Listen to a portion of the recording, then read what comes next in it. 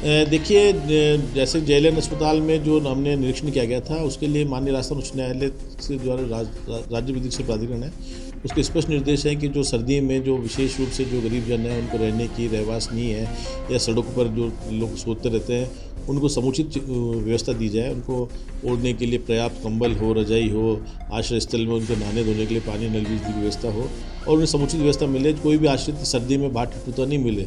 उस परिप्रेक्ष्य में कल हमने जो आपके जेएलएन अस्पताल में हमने निरीक्षण किया गया, तो ये पाया कि वहाँ के जो दोनों ही केयर टेकर थे, उनके द्वारा लापरवाही की जा रही थी। जो मूल भावना थी, उसको दूर रखते हुए उनसे पैसे की वसूली की जा रही थी। इस बारे में हमने आयुक्त नगर निगम अजमेर को भी लिखा है और 3 दिन में रिपोर्ट देने के लिए कहा गया है।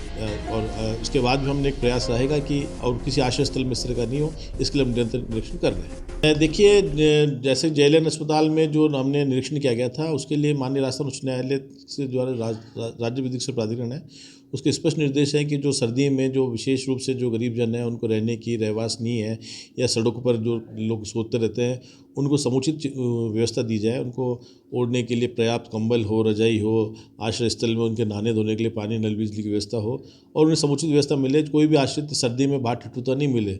उस परिप्रेक्ष्य में कल हमने जो आपके जेएलएन अस्पताल में हमने निरीक्षण किया गया, तो ये पाया कि वहाँ के जो दोनों ही केयर टेकर थे, उनके द्वारा लापरवाही की जा रही थी। जो मूल भावना थी, उसको दूर रखते हुए उनसे पैसे की वसूली की जा रही थी। इस बारे में हमने आयुक्त नगर निगम अजमेर को भी लिखा है और 3 दिन में रिपोर्ट देने के लिए कहा गया है। और इसके बाद भी हमने एक प्रयास रहेगा कि और किसी आश्रय स्थल में इस तरह का नहीं हो, इसके लिए हम निरंतर निरीक्षण कर रहे हैं।